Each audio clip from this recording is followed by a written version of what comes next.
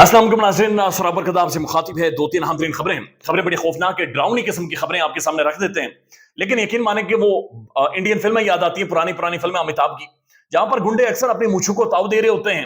और उन्होंने साथ सूटा भी लगा रहे होते हैं, तो साथ वो कहते हैं कि हमारा धंधा डर के ऊपर है, डर होगा तो हमारा धंधा होगा, लिहाजा डर जब तक है तब तक हमारा धंधा चलेगा और डर के ऊपर धंधा चलाया जाता है। ऐसा महसूस हो रहा है कि इमरान खान ठीक कह रहा था, ये मुल्क आजाद नहीं है, बल्कि इस मुल्क के अंदर भी डर खौफ बाकायदा से कायम किया गया है। डराया जाता है, धमकाया जाता है, मारा जाता है, उठाया जाता है। सुप्रीम कोर्ट के अंदर से, सुप्रीम कोर्ट पाकिस्तान की सबसे बड़ी अदालत, एक न्यूक्लियर स्टेट, एक आजाद रियासत, एक डेमोक्रेटिक रियासत, 25 करोड़ का ये मुल्क, उसकी सबसे बड़ी अदालत काजी फाइज ईसा साहब की नाक के नीचे से, यानी उनके बिल्कुल मुंह के पास के ऊपर से एक वकला उठाएगी। आज सुप्रीम कोर्ट के अंदर से नामालूम लोगों ने कुछ लोगों को गायब कर दिया है, वो आपके सामने रख देते हैं। लेकिन ये अजीब गरीब चीजों की तरफ मामला जा रहे हैं, यानी उठाया जा रहा है, गिरफ्तार किया जाए, डराया जा रहा है, धमकाया जा रहा है, और इसे रोकने वाला कोई नहीं है, इसे कंट्रोल करने वाला कोई नहीं है। एक चीज बड़ी वाज़ेह हो गई कि निजाम नंगा होकर सामने आ गया कि इस निजाम के अंदर असल में इसके अंदर कोई मॉरल वैल्यू नहीं है। ये निजाम एक झूठ फ्रॉड के ऊपर, बदमाशी के ऊपर, धौंस धमकी के ऊपर कायम है,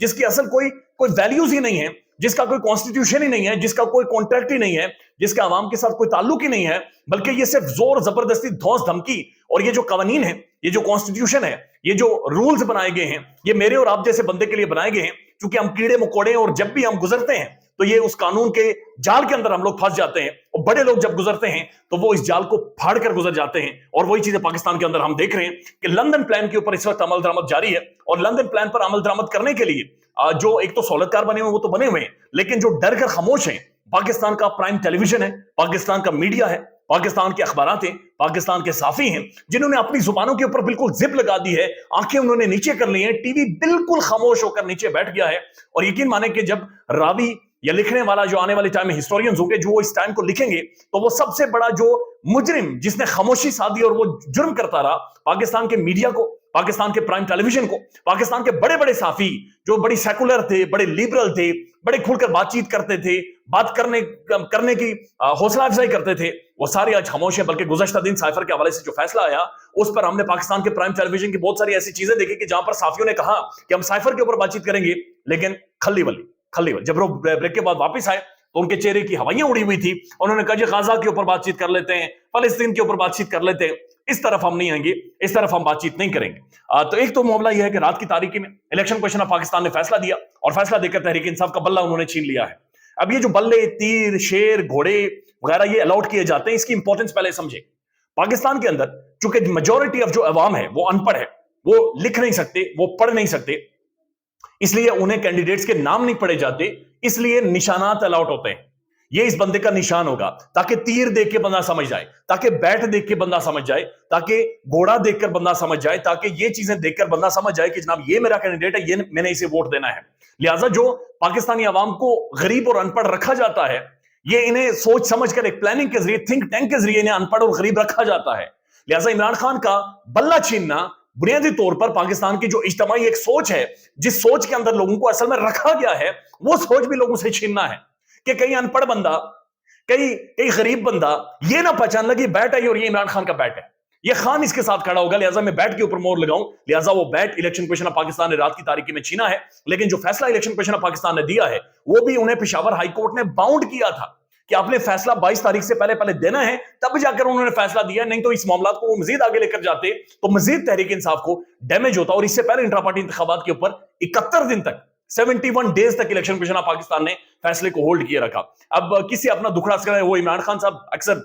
जब बाहर आए तो एक बात जरूर कहें कि आप बीती सुनाऊं कि जग बीती सुनाऊं, क्योंकि इमरान खान साहब ने सिकंदर सुल्तान राजा साहब को जो लगाया था, इनकी जो अपॉइंटमेंट हुई थी, खान साहब के मुताबिक उस वक्त उन्हें बाजवा साहब ने कहा था बंदा बड़ा फिट है, खान बंदा बड़ा फिट है, इसे लगा ले,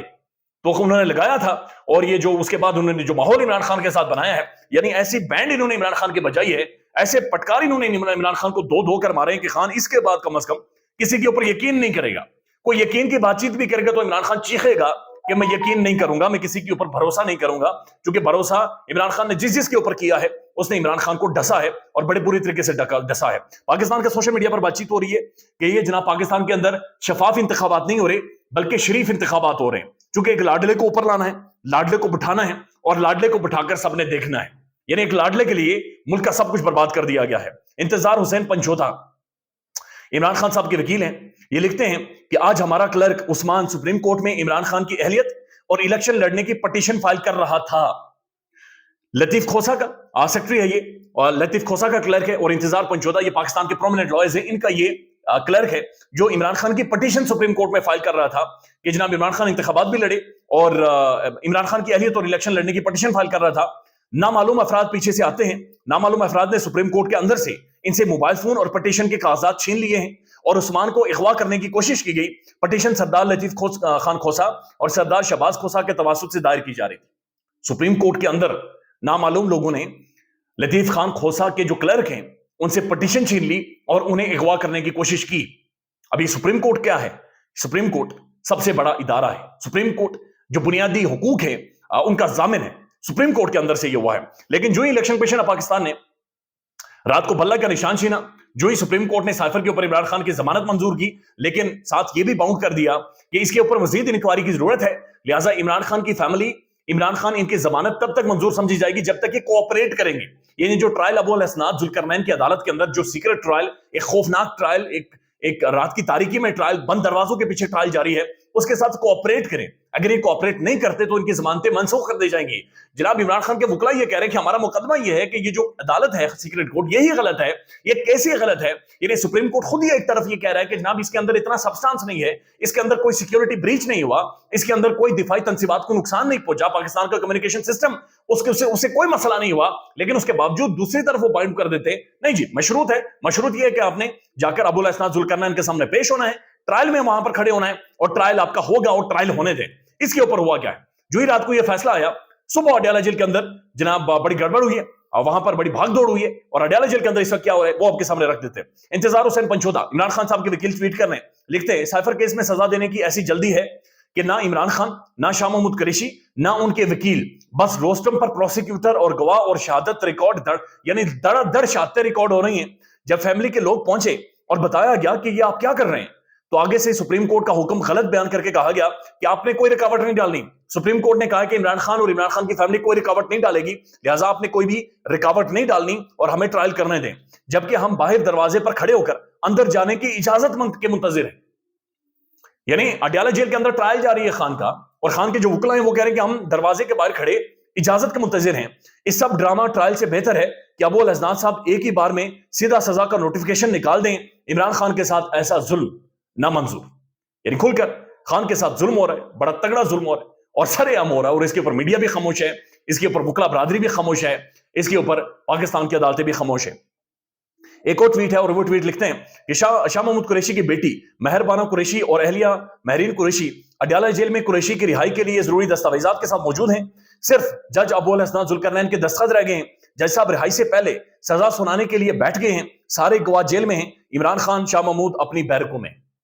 یعنی کہ ایک طرف سپریم کورٹ ضمانت دے رہا ہے، دوسری طرف سپریم کورٹ یہ کہہ رہا ہے کہ ٹرائل میں آپ لوگوں نے تعاون کرنا ہے، اور ٹرائل یہ ہے کہ ابو الاسناد ذوالقرنین صاحب صبح صبح عدالت لے کر پہنچ جاتے ہیں، کہتے ہیں سارے گواہوں کو بلائیں۔ سپریم کورٹ کہہ رہا ہے کہ ٹرائل کریں، سپریم کورٹ کہہ رہا ہے کہ انکوائری کریں، سپریم کورٹ کہہ رہا ہے کہ معاملات کو مزید دیکھیں، اور وہاں پر تیزی سے دڑا دڑ سائفر والے معاملے کو، جس کو سپریم کورٹ نے اڑا کر رکھا ہے، جس کو دفن کر دیا ہے، لیکن اس کے اوپر تیزی سے ایک ٹرائل جاری ہے۔ خوفناک عمل ہے، اور یہ سارے معاملات اس وقت پاکستان کے اندر جاری کیے جا رہے ہیں۔ انتظار حسین پنچوٹا لکھ رہے ہیں کہ اگر ہمارا جو کلرک ہے وہ بھی سپریم کورٹ کے اندر جائے گا اور وہاں سے بھی نامعلوم اسے اٹھا لیں گے، تو پھر یہ کورٹ ہم اتار دیتے ہیں، چونکہ نہ تو ہم نے وکالت کرنی ہے، نہ وکالت کی کوئی حیثیت رہی ہے، نہ اس کی کوئی اوقات رہی ہے، اور دس از ہاؤ ملک کے اندر 2024 کے انتخابات لندن پلان کے مطابق مینج کیے جا رہے ہیں۔ خیال رکھیے گا اپنا، اللہ حافظ۔